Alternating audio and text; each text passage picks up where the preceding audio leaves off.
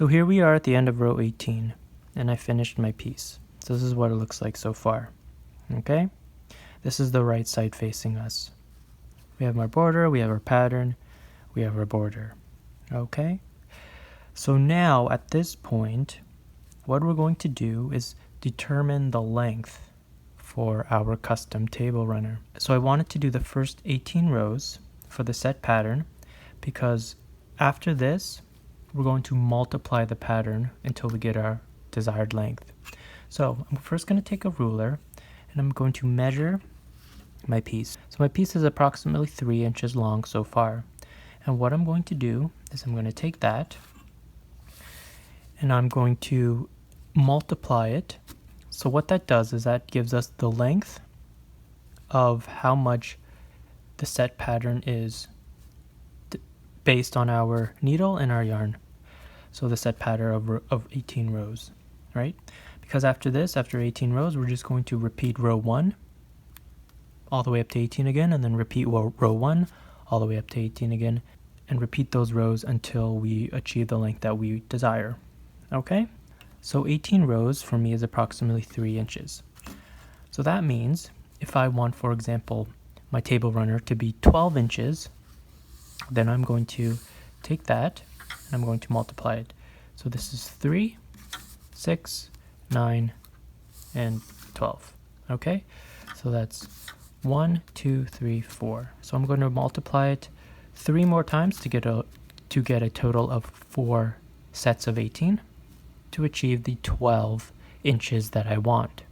If, for example, I want 10 inches for my table runner, then what I will do is take, if this is 3, then I will do it again, 6, and I will do it one more time, 9. So I'm going to multiply it 2 more times to get a total of 9 inches. I'm not going to go over 10 inches to get the 12. I'm not going to multiply it a 3rd time to get a total of 12 inches because that'll be too much for me, right?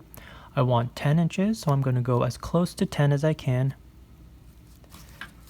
based on the length of this, which is 3 inches. So 3, 6, 9. That's as close to 10 as I can get for the 10 inches that I want my table runner to be, for example, right? And at that point, I'm going to cast off, okay? If, for example, I want my table runner to be 10 inches, but I did this border here. Remember at the beginning I explained to you how for this sample I did this 6 garter stitch row border. I'm going to measure that. So, for example, let's look at our sample. This sample is approximately, if we look at our sample here, right here, this is one set of 18 and it's 2 inches approximately. So this uses size 10 crochet thread with a size 3.5 millimeter knitting needle, right? And that gives me approximately 2 inches for 18 rows for the first set, right? Now, that includes this 6 garter stitch border that I did right over here. So I'm going to measure that 6 garter stitch border. So it might be easier to see this one over here. And it's approximately, let's round it off, 1/2 inch, for example. Right, it's approximately 1/2 inch. So that means that 2 inches minus 1/2 inch is 1.5 inches. So we'll say that our 18 rows minus the 6 garter stitch border is 1.5 inches. Therefore, I want to keep multiplying it until I achieve my desired length, or as close to it as possible. So for example, if I want my length to be, let's say, 5 inches, then I'm going to get to as close as that as possible, and I'm going to leave room for the 1/2 inch border that we did. So 1.5 is So if 1.5 inches is 18 rows, then I have 1, 2, and I want a total of 5 inches. Okay, so we're at 3 so far. 3. So that means I'm going to have to multiply it 2 more times to get a total of 3. 1.5, 3, 4.5. So 1.5, 3, 4.5. So that means we have 1, 2, 3. Okay? So we're going to multiply 2 more times to get as close to 5, which is what I want, as possible, leaving room for my border. So we know that my border is 1/2 inch.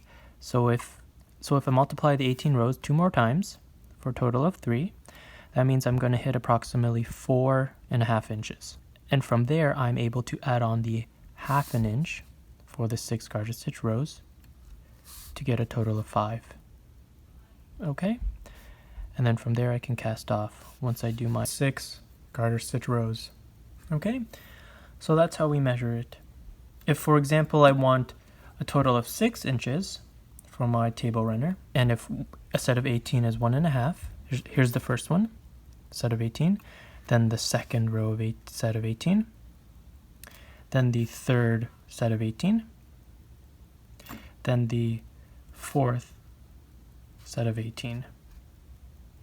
Right? So at this point, 4 sets of 18 is going to give me my 6 inches. So at that point I can decide, well, do I want to make it 6.5 inches total to get the border if I did the border? Or do I want to do it only up to 4.5 inches and just make it 5 instead and keep it a bit short?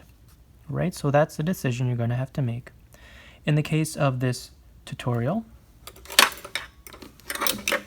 I did not do that 6 row border, garter stitch border, so I don't have to worry about saving extra space for that. Okay?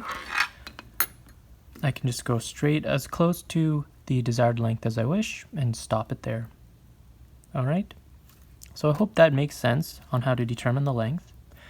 So I want you now to figure out how many more sets of 18 you have to do.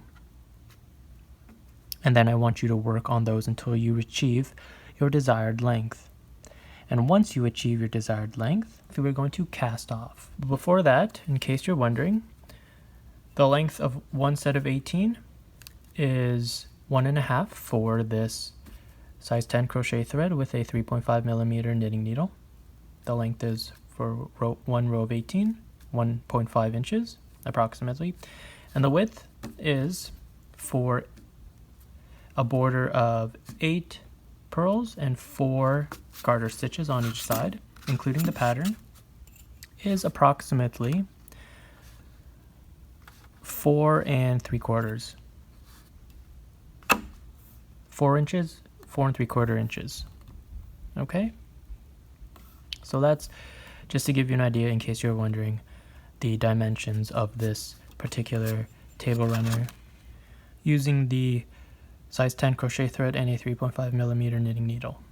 Okay, so let's say we finished our table runner to the desired length that we wish. We did our 6 garter stitch border if you decided to do one yourself, or if not, we just finished it like this, straight up to the end without doing any border. And how we are going to cast off is like this. I'm going to show you very quickly. Okay, so pretend we're done. Insert your needle as if you're going to do a knit. Wrap it around and do a knit on the first stitch, like that. The second stitch, we're going to do a knit as well. You're going to take your first stitch, insert your needle into it, you're going to bring it around over the second stitch, like that. Okay? So now you're going to take your second stitch, your next stitch, do a knit. You have 2 loops on this needle. Take your previous one, bring it right over, like that, your new one, and then you have 1 stitch remaining. Do the next one, knit, take your previous one, bring it right over, like that. Okay, take your next one, do a knit, take your previous one, Bring it right. Okay, and that's how we're just going to cast off. And then once you reach the end here, then I will show you what to do once you reach the end. So continue casting off once you're finished, and I will meet you at the end here.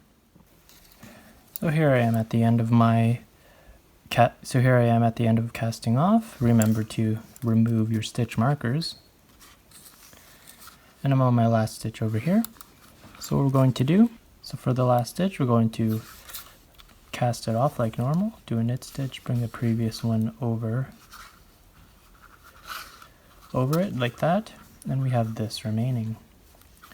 What you're going to do, remove your needle, you're going to cut your string. Give yourself a tail so that you can work with it. Take the loop and pull the loop. Don't pull the tail, that's going to unravel it. Pull the loop, and that's going to secure it like that. Then all you have to do is take a yarn needle or a crochet hook and just weave it in so that it doesn't become undone. And once you weave it in a few times,